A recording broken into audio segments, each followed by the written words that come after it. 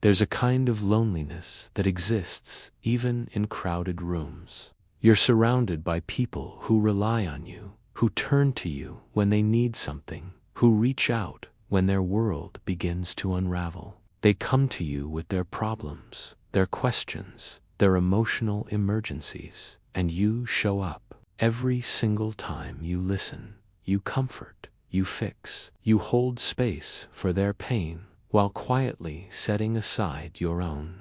But when the conversation ends, when they walk away feeling lighter, you're left holding the weight you always carry, the weight no one ever asks about. This is the silent pain of being needed but never truly known. It's the ache that settles in your chest when you realize that people see you as a resource, not as a person. They know your usefulness, but not your inner world. They know what you can give, but not what you're carrying. And somehow, without meaning to, you've become the person everyone leans on while you stand alone, unsupported, unseen. You've probably felt it before. That moment when someone calls you after months of silence, not to check on you, but because they need something. Or when a friend shares their entire story, but never asks about yours. Or when your presence is requested, not because you're missed, but because you're useful. You begin to notice the pattern. People come close when they need you, and drift away when they don't. And the silence that follows their departure is louder than anything they ever said. Psychology calls this instrumental relationship, a bond built not on mutual understanding, but on utility. These connections feel hollow because they are transactional. You give, they receive, and the exchange ends there. There's no reciprocity, no curiosity about who you are beneath what you offer. Studies show that people who consistently occupy caretaking roles often report feeling emotionally invisible despite being socially surrounded. Their function overshadows their humanity. If this perspective resonates, you can support the video by liking it. You learn early how this dynamic forms. Perhaps as a child, you were praised for being helpful, for not causing trouble, for putting others first.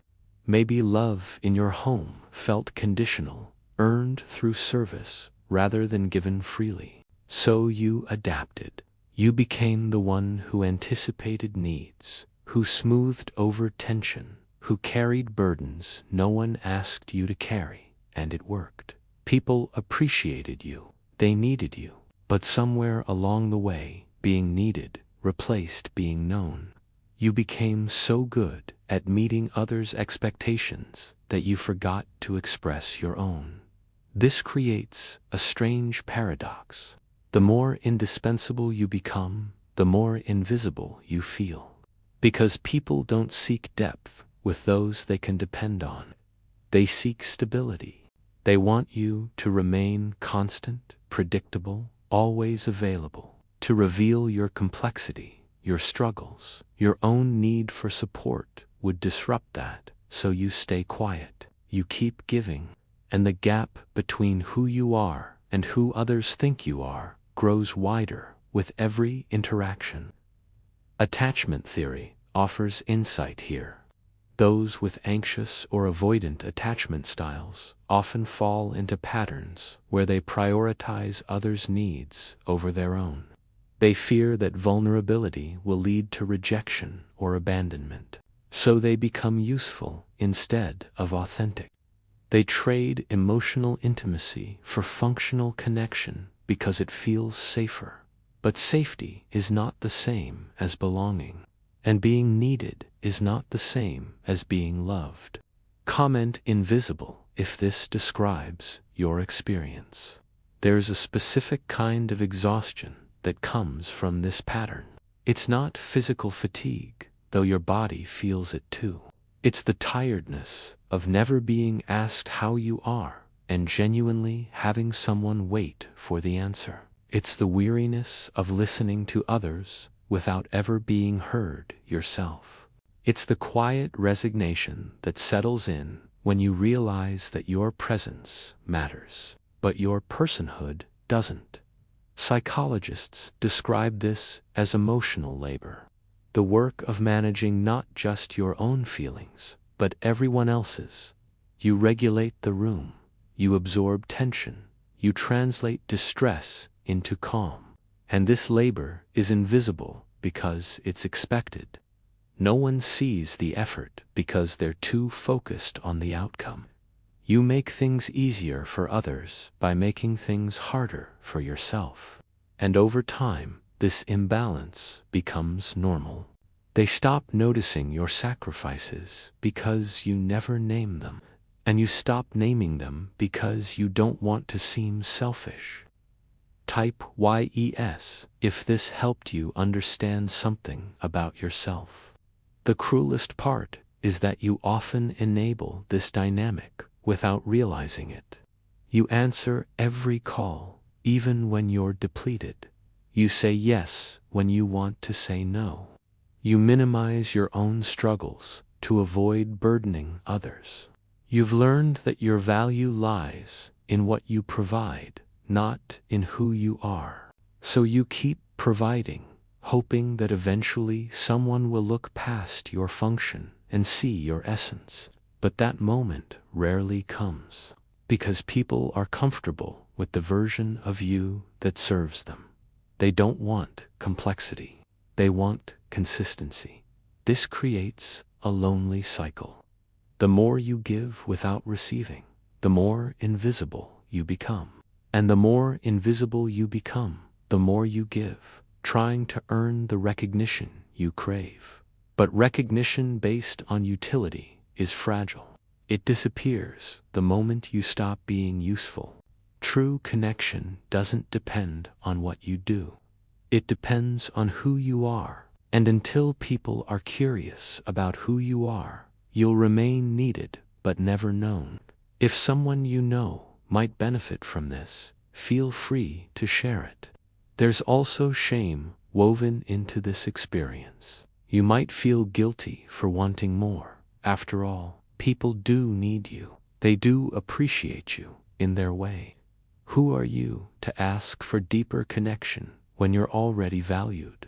This internal conflict keeps many people trapped. They silence their longing for intimacy because it feels ungrateful. But needing to be known is not selfish, it's human. Research on loneliness shows that feeling unknown is more painful than being alone. Isolation can be chosen, even peaceful. But being surrounded by people who see only your surface creates a specific kind of alienation. You're present, but not participating. You're involved, but not included. You exist in a liminal space between connection and solitude, never fully experiencing either. The path forward requires something difficult. Boundaries, not walls that shut people out, but lines that protect your inner world. You begin by noticing the imbalance. Who asks about you? Who listens when you speak?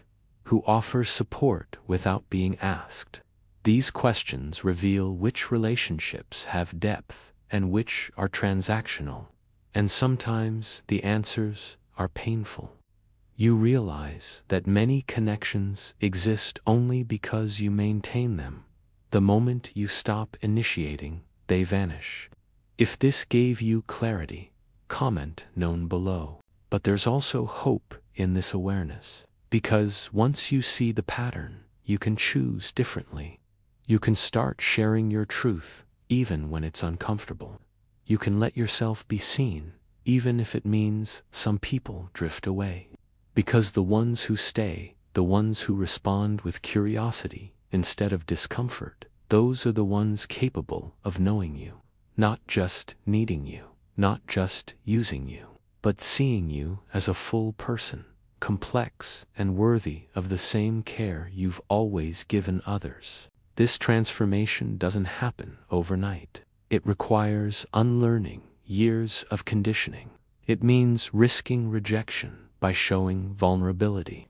It means accepting that some people will only want you when you're useful, and learning to let them go. But on the other side of that risk is something rare, genuine connection, the kind where you can be tired, uncertain, flawed, and still be valued, where your humanity matters more than your function.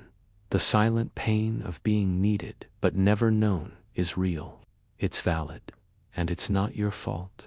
You adapted to survive, to belong, to be loved in the only way you knew how. But you deserve more than utility.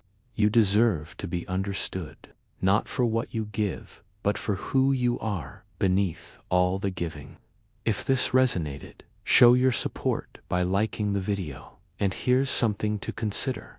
When was the last time you allowed yourself to need someone the way they need you?